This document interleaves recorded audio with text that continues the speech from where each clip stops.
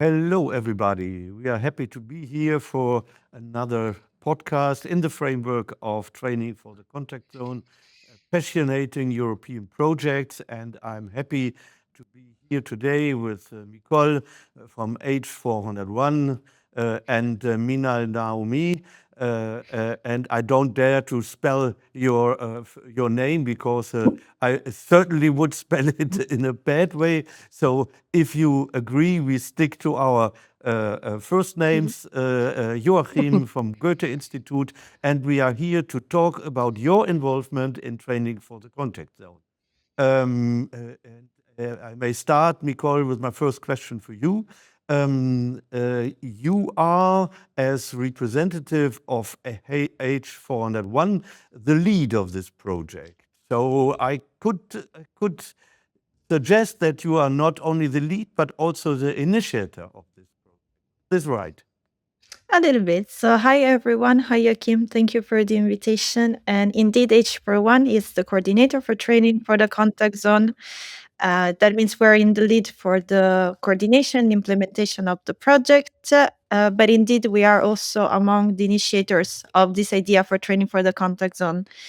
As maybe my other colleagues in the other podcasts have mentioned, training from the contact zone is also part of a follow-up our previous project, Heritage for Oh, Heritage oh, Contact Zone. thank you. Sorry, now it's sticking with me. Exactly. That dealt with contested memory and heritage. So you will see also some resemblances in the same consortia between the heritage contact zone and training for the contact zone. This next step was needed and identified on the basis of the result of the first project. We work with this contested heritage, with contested memories, but what we needed was more skilled people working with it. So that's why training for the contact zone addresses people in the museum and the heritage field with the skills to deal with these memories. So Would yes, H401 was indeed one of the lead to propose this follow-up training for the contact zone. Yeah. Yes, indeed. We have 7 partners. These 7 partners are having all these podcasts to explain a little bit and to talk a little bit about their involvement in the overall project, but also their national or local perspective. And though you talked about contested memory, also in the framework of Heritage Contact Zone of the former project, what kind of contested memory you dealt with at that time in this former project? Could you give us an example, please? Of course, the word contested memories is always a bit tricky because you cannot identify it at the consortium level or the European level, and that was the strength of this project, Heritage and then Training Contact on the Zone. One overarching contested memory would be colonialism, but did not translate exactly to each partner. In the case of H401, of course, you referred to what we call as the Golden Age, which was the prime age for the Netherlands in terms of colonialism, that we will expand later in this podcast. But is also a memory that is maybe much more tangible to an external eye. That could be the legacy of totalitarian regimes, and that would be the case of our partners in Hungary. So Exactly, Nicole. Though we have different partners coming from Spain, Portugal, from Hungary, from Romania, even Greece, though the Goethe Institute in Bucharest is a partner for it, we have different perspectives on contested memory. And I would say it's one of the strong points of this project that everyone or every partner could choose, so to say, a little bit its focus. But we will come back to this a little bit later when we talk also to Minal Naomi and ask her and you what precisely you did in the Netherlands. But Nicole, just tell me what is hidden behind H401. This title, if we just see it, nobody knows what it means. exactly. Yeah, there's a lot to unfold and unpack. H401 really stands for the location and identity of the building. For those who are familiar with Amsterdam, we're based in the heart of Amsterdam on the street Erengracht 401. So if you shorten it, it is H401. And it's always an important mention because it really sticks with the history of the place that dates back to World War II, when the artist Giselle Dailly helped hiding two young Jews during the Nazi persecution. And then it expanded and evolved to what we are now, a private cultural foundation in the heart of Amsterdam that works with heritage, research, memory, and most importantly, art. We work with European project in diverse funding schemes that I'm happy to elaborate on. But most importantly, we work with artistic research and practices. So with residencies, with artists such as Minal that gives training among all the wonderful skills she has. And we organize yearly thematic program because the core of our organization is to reflect on our past, on our identity, but most importantly, tied it with current issues. And that's why Training for the Contact Zone is such an important project for us, because it deals with the theme of colonialism, but in very practical terms, what it means for artists that are doing research now in Amsterdam, with students studying, in foreign students studying in the Netherlands. So with our programs, we always try to stay in contact with what's going on in the society.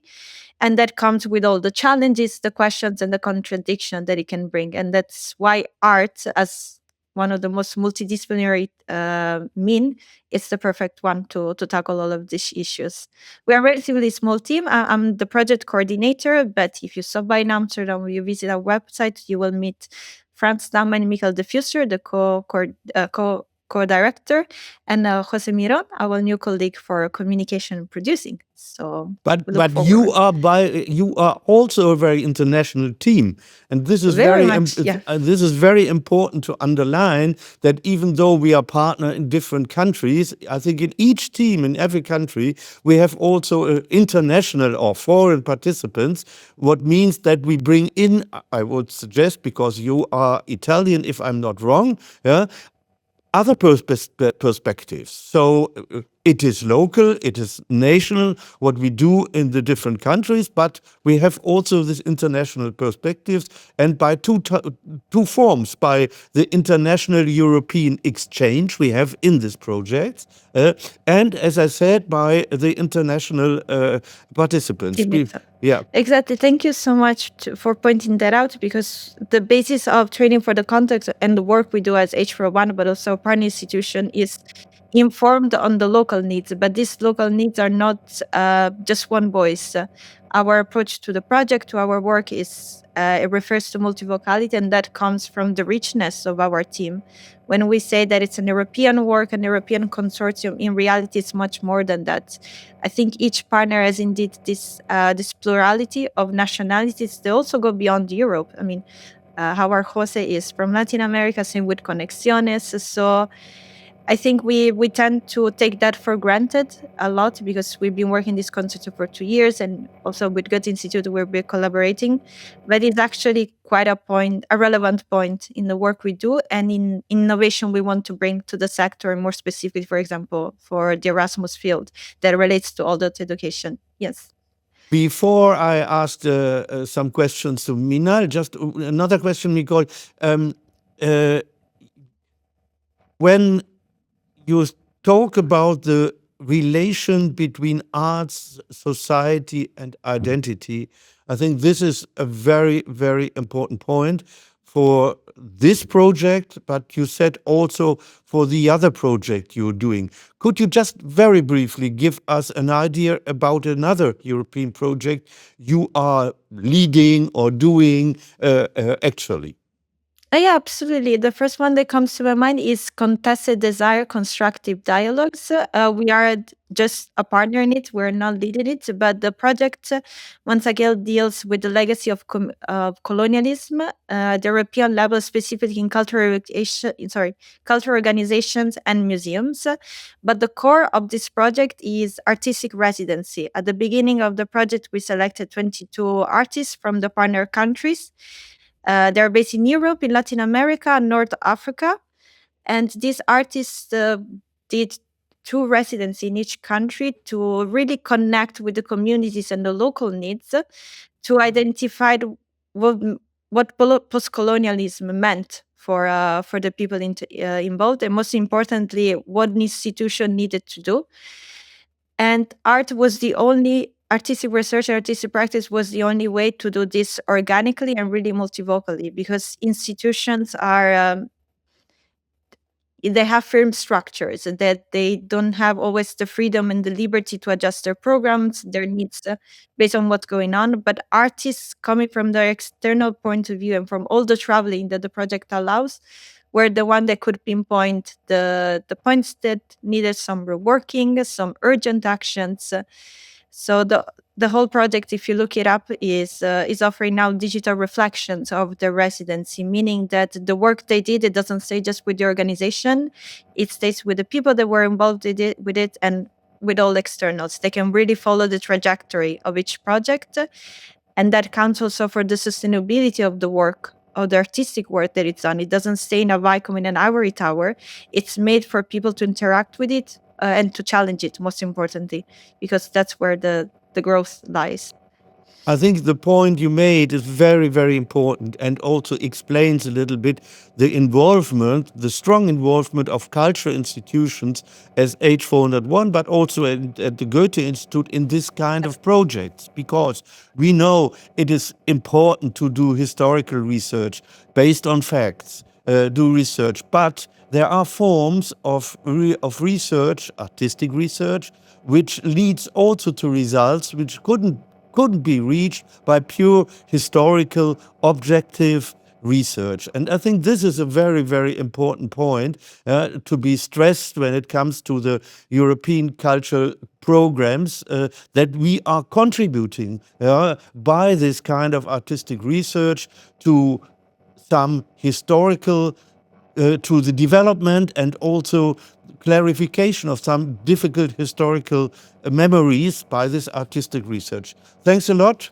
Mikol, and I would ask Minal, I have read the informations Mikol sent about you, but maybe you introduce yourself briefly. What is your background? What kind of studies you're doing, what kind of research, and then we will talk about training for the contact zone. Sure. Hi, Joachim. Thank you so much. Very excited to be here. My name is Minal Vikramatunga. I am a Sri Lankan artist and heritage professional that's just graduated in a master's from Amsterdam in Applied Museum and Heritage Studies. I came to Amsterdam as a part of a scholarship that was given to previous Dutch colonies. And so it was sponsored by the Dutch Foreign Ministry as a part of some of the reparations, including objects that were returned back to Sri Lanka from Dutch museums. So this is my background and what brings me here, but I have been working in heritage and as an artist in Sri Lanka. I was a lecturer at a design school where we talked about contestation in the Sri Lankan context, using art as a medium to talk about very tense situations. Of course, Sri Lanka is only 17 years after the war, so therefore we're still developing a language to talk to one another. And art becomes that vehicle to really talk about histories that are not taught in school. And so this is a little bit of my background. I came to H401 as a part of my master's program where I did my internship. In fact, actually researching on the CD project, and then also got introduced to TCZ, and eventually took part in the training. And in a full circle moment, was invited to deliver a training for new master's students in Rheinwart Academy, which is where I graduated from, for the TCZ program. Yeah, thanks for the first introduction. And just let me say, by the way, I'm always saying also to my students I'm teaching, go to these institutions, do internships, and this can lead often to to more deepened forms of collaboration. So very important. Minal, maybe I ask a very naive question because I don't know much about Sri Lanka. How would you describe the current position of your country against the former colonizator Netherlands? Is this, if it is too sensitive, this question, I don't want to insist, but it's always interesting to see what Yeah. does your country think about it. Yeah. Oh, okay. So this is my current obsession, quite frankly. I am working on a body of work called Cartography of the Body, which is really delving into the contestations that we inhabit within ourselves and carry within ourselves, particularly when it comes to traces of colonization. Sri Lanka is at a really precarious moment right now. Particularly because of economics.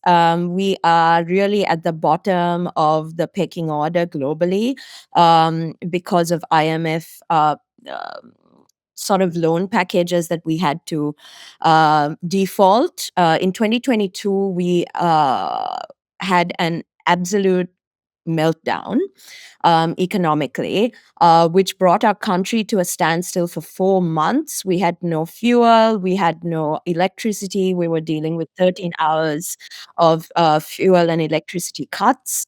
So, in many ways, what I'm doing research on is how colonialism is reappropriated through capitalism and economics. And secondly, how tourism shapes the way locals actually interact with foreigners and tourists in our island, and how that becomes a new form of colonial entanglement. For instance, just off the top of my head, when I was in the South Coast, which is where all the beautiful beaches are that many Europeans are now flocking to because of how cheap it is. There's a new sort of local law where the villagers are selling land, and all these boards say for foreigners only. There are restaurants where locals or locally owned restaurants that refuse to serve locals, that only refuse to serve foreigners. And so, in many ways, we are still working through these colonial entanglements, so to speak. Another thing that comes to mind is gender and how homosexuality in Sri Lanka has been made illegal, and it's a punishable crime. We are still trying to overthrow Article 365, which is a British law. And is kind of a foreign idea. Historically speaking, Sri Lankans did not have binary genders. Our kings were known to have multiple ways partners, and they had both men and women in their harem. They really they didn't have this idea of the shame attached to gender and sexuality that has now been reappropriated by the majority community against, without unpacking and understanding that this is actually a foreign idea that has been now introduced to our local way of life, so to speak, and reappropriated against our own. So, in many ways, there are a multitude of ways in which our heritage has, in many ways, still trying to unpack colonialism. And even though my work is tagged as decoloniality, in many ways, I think Sri Lanka is still fighting colonialism, and it is very much still alive. Yeah, thanks a lot Another, for this very, sorry. excuse me. Thanks a lot for these very, very concrete examples. I'm very happy about it because I see the different layers, so to say, in society, but also in the body, as you said in the beginning, so that our bodies are also places for colonialism and for other things, naturally, places, bodies, geography, because you talked about the beaches and so on. So we see it is not only that once colonialism is over, so to say, the official one. It is gone, but it remains in the conscious, in the unconsciousness of people during many decades, even centuries. Yes. Thank you. Actually, the body is something that I've really been unpacking. I have a mixed heritage. That every day in Sri Lanka, I'm asked, "Where are you from?" Because I am slightly fairer skinned and I am very English is how I was educated. And this means that everybody asks me where I'm from, but actually, I'm Sinhalese, I'm Tamil, so both sides of the war, so to speak, as well as Dutch Burgher. And Burgher is an ethnic group that are descendants of the Dutch colonial people who came and intermixed with locals. And this is a slowly dying minority ethnic group only because once Sri Lanka got independence, they made Sinhalese the national language, which meant that the Burghers who had to learn English. So, because when the Dutch handed the country over to the British, English became the national language. So, the Burghers not only learned Dutch, but also had to learn English. And now suddenly they couldn't speak, they couldn't work, they couldn't study, their kids couldn't study in English. So, there was a mass migration of Burghers out of the country. So, because of that, when I say I'm Burgher, the younger generation especially has no idea of this heritage and this lineage. So in that way, I feel like I am a walking contestation in Sri Lanka. And then more so when I cross the border into Europe, I'm suddenly very Sri Lankan. So I think that's really fascinating how the context and how I'm received really changes depending on my environment. Um, and that is definitely embodied. That is something that I sit with every day. And that doesn't give me the moral authority that I know everything, but it's given me a little bit of insight into see how my context really defines my identity, especially when you're mixed heritage. Thanks very much for this explication. Let's come to training for the contact zone now, because I think you were part, Minal, of the pilot training or the training you organized. Could you tell us a little bit which use did you do from the training for the contact curriculum, and how can it be useful? Maybe also for which public, when you think at your country, could this be used? In which context could this be used? And what did you do with it? Yeah. Of course, thank you. I think the first thing is that for the training that I did at H401 for Rheinwald students, this was specifically for students from a museum and heritage background. They were international students from all over Europe, but also Indonesia. And so that was a very interesting experience. What I did there was I focused on creative the subject, which was creative practices for critical reflection and evaluation. So essentially, looking at how art can be used as a method to not just create but also to reflect and evaluate. Um, and I firstly looked at the body of work that I have been doing in Sri Lanka and presented it to the class and got them to, particularly with the cartography of the body, got them to map their own embodied encounters and the contestations that they carry within the body. And that was a really interesting experience. Each person had uh, looked at it from a different way, whether it was emotions or their positionality. Each person was looking at embodied traces in a different way.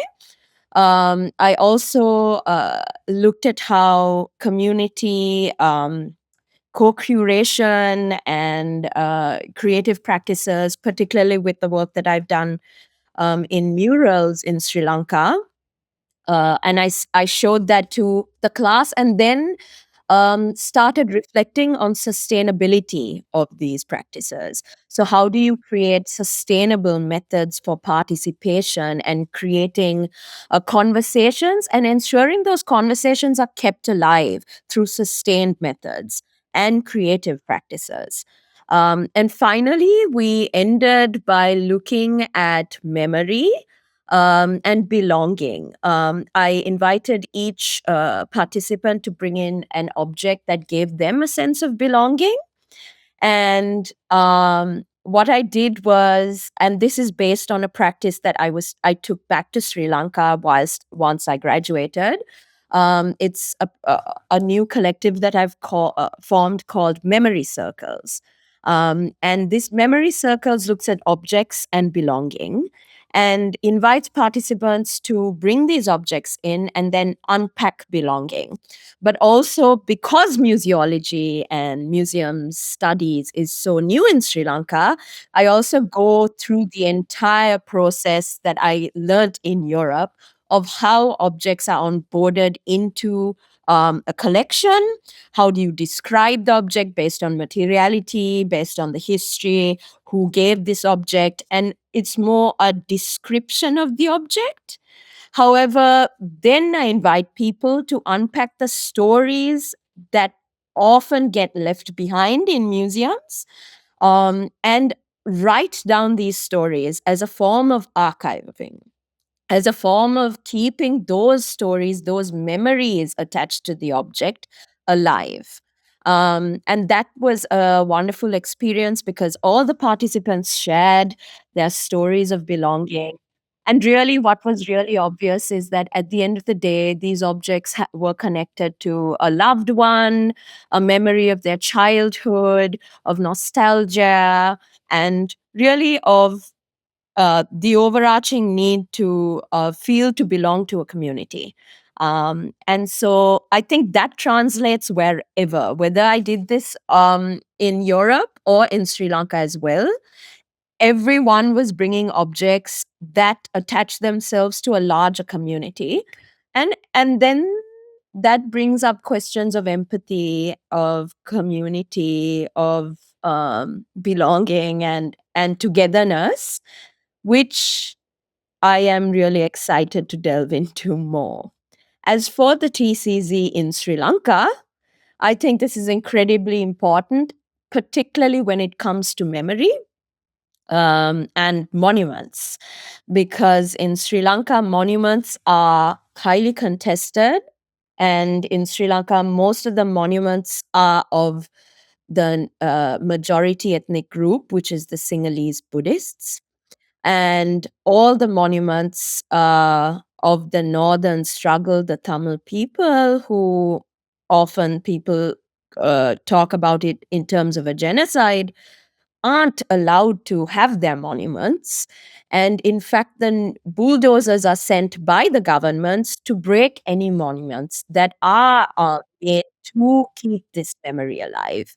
And every year, Sri Lanka has Victory Day in the south, and then in the north, it's called Genocide Memorial Day. And usually in the north, it is subdued, people are arrested, and they aren't allowed to grieve. Whereas in the south, it is Victory Day, and there's a parade of uh, military equipment. And so this contestation is huge. And when I was reading through the TCZ program, I realized how important it is for not just Europe, but for the rest of the world also to reflect on this, particularly from majority countries that have had post colonial problems, whether it's Kashmir, India, Pakistan, Sri Lanka, Bangladesh, Nepal. We're all dealing with this still on a very global level. And so TCZ and the module becomes incredibly important for our regions as well.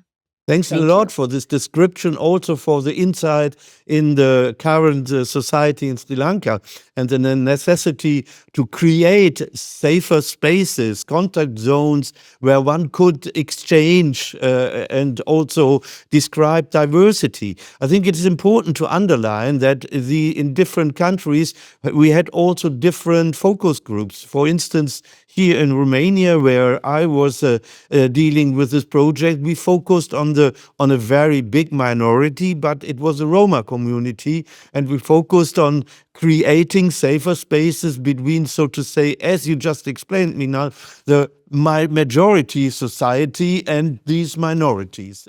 In other countries, there were a more political background, like in Spain, for instance, where it was all about the problems with the former Basque separatists and what terrorism created, and so on. So many different insights. A question for you, Nicole, if you permit.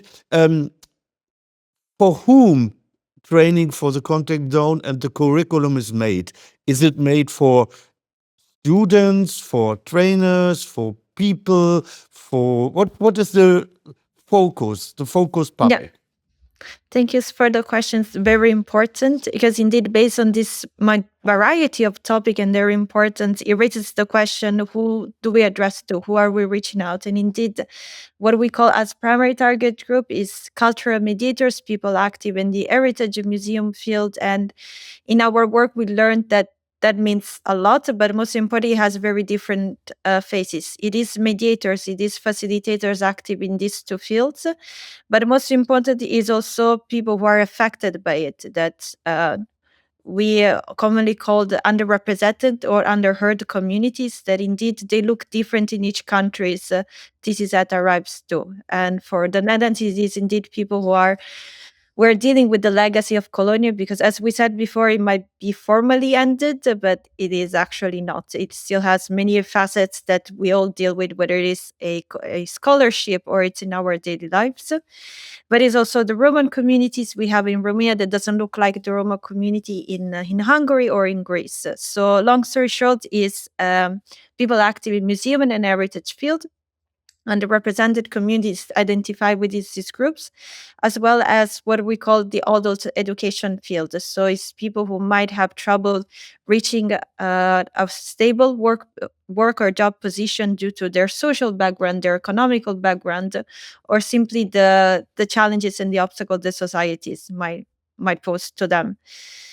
And just one last mention, because I think Minal is being a little bit shy. She was an alumna of TCZ, a trainer, but she was also part of the community of practice, which was a key element in the TCZ trajectory. So she not only used and worked with the curriculum, she also contributed to it by giving very precious feedback in terms of activities, how we name them, how they can be more translatable outside Europe. So there was quite a lot of valuable input that we had since the start of the curriculum. And also her module that she worked on, this evaluation module, it is quite of an important one in the TCZ project, because it really stresses the importance that evaluation does not come at the end. And that applies for our work. Evaluation is not a moment that comes when you're done with the activity, you're asking questions, how satisfied are you? It's a continuous process, because you need to reshape, to adapt the work you're doing with this contact zone, which are at the core of everything we do. They are live creatures. They're not just a space that happen once in a lifetime or once in your trajectory. They need constant evaluation, constant feedback, and constant inputs from the people you have. So her model was very strategic, if we want to use a bit of a commercial term, but it is super important when thinking of how to create and maintain a safe space. Thanks a lot. I wanted to ask you a quite tricky question, but you answered it already partially, because I wanted to ask you and myself, so to say, how can we avoid, by establishing the curriculum of training for the contact zone, how can we avoid to be, as Minal said a little bit earlier, once again in a sort of colonial position, patronizing position, establishing a curriculum which should be used by the people we are focusing, as you said, for instance, the Roma community here. And one of the answers was that we had established a very participatory way to establish this curriculum. And in every country, we tried to work with others and we established this community of praxis. Could you just give us another example? How did you build this community of praxis in the Netherlands? How many people were involved, and what did they bring to the curriculum? Absolutely, yes. We understood the community of practice sort of as a sparring partner, because it came in the trajectory of the project when we had the first complete draft of the curriculum, meaning we have identified the modules, the keywords, the key questions, and the key activities for it. But as you said, an important stage of the whole curriculum building process was understanding our own positionality, the institutions we come from, the background we have, what worked we did, but also whose voice was missing, and then how much authority we had for speaking for them, which is zero, by the way. You don't have the authority for speaking for anyone. And there was the need for the community of practice. So it was the first moment that the curriculum was presented to an external audience. Each community of practice followed the same guidelines, more or less, but it was very different in nature. So for H401, we had a group around between 7 and 10 people. We had students. At the time, Minal was still a student and trainee at H401. We had professor experts in memory and heritage studies, but we also had one person who became one of our trainer, Flair, from the field of conflict mediation. So we really tried to have an expert from each of the modules, so that to have the most informed and most diverse I just say feedback on it. So we had 2 or 3 sessions online. We shared the curriculum, but most of all, we'd say was a continuous conversation. We received the feedback. We tried to address that feedback and also to be very realistic about it. So what can be changed now? What should be changed during the pilots and during the trainings? So it was a very pleasant and very organic journey, I would say. And then Minal, you can tell us how it was from your perspective. But it was also very much needed, because we've been sitting with this, I refer to it as a creature, because we worked on it already for 6 months. By the time we get to the community of practice, then we had these sessions, and another round of evaluation was done during the pilots. So really, we were in a position that we know what is needed, because we have done quite plenty of research on the local needs of the organization, the city they were based on, and the needs. But if you want to have this material to be distributed at the European level for now, and hopefully to expand it later, you cannot just sit it, have it set with you and your own consortium. So it was quite of a moment for us to present it, and it was very interesting to see how the feedback from the community of practice aligned. I remember we had similar questions about language, about simplifying the language but keeping its authenticity and importance, also with the Romanian community of practice. So it was a moment also validation of our findings, and meaning, and a push to go forward with the project, because we all knew it was important, but when you have the external validation, you understand that is also needed. Yeah. So the curriculum is ready. One can read it on the website, Training for the Contact Zone, use it. But as you underline, it's only a framework. It's a frame. Exactly. It's not giving you precise indications how to deal with things, but it's an open frame which has to be filled by each person using it. Please, And yes, and we hope, Nicole, naturally, that, as you said, it could be spread, it could be used, and why not also have a follow-up project dealing with these and other other problems like this. My last question goes to Minal. Minal, what would be your idea, your dream, or your wishes, how such a curriculum could be used, let's say at the level, as you said a little bit earlier already, of your country? Could this be part of education skills and things like this? What would you think? Yeah, I can see this curriculum doing so well not just in memory studies and in training, but honestly, in Sri Lanka, it has to start with the children. I would see it as after school programs with children from different communities coming together to start the language of beginning to talk to one another, because oftentimes we aren't even sitting in the same rooms together, and so the mistrust is through the roof. And so this training in the contact zone gives us the tools and maybe some of the frameworks necessary to bring people together and to navigate extremely contested spaces. And I believe that it should be not just for trainees but for kids as well, because honestly, um, in Sri Lanka, I feel like the children are the generation that are going to take us forward and kind of help repair what has been done for the past 30 odd years.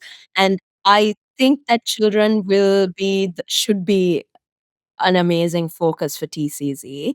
Of course, ideally, you would want to see it in the Sri Lankan schooling system.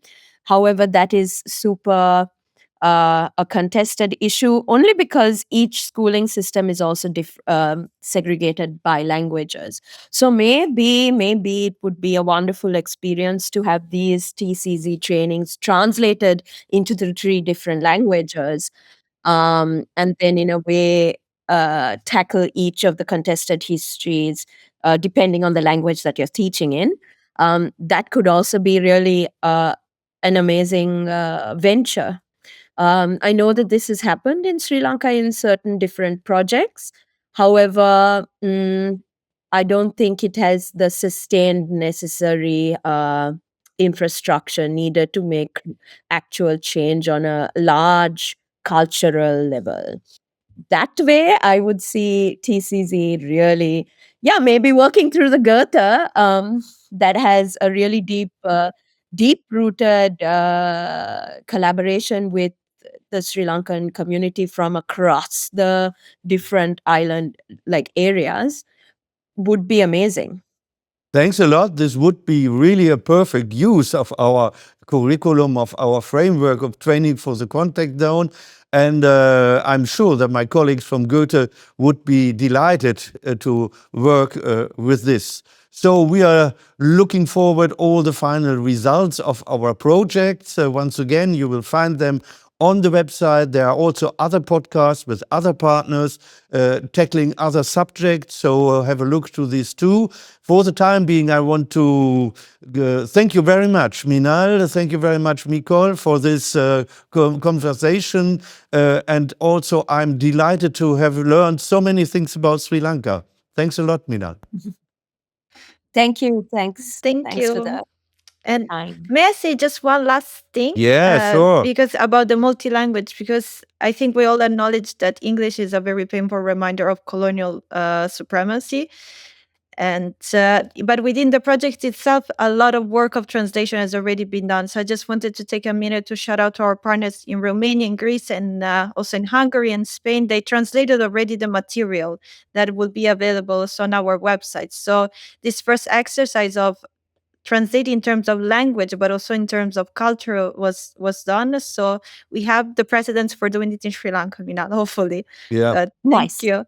Thanks a lot. Thanks a lot underlining this, Nicole. You're completely right. We had many workshops in the national languages and also materials. So thanks a lot. Thank you. See you soon, hopefully. All right. Thank you. Thank you. Bye-bye.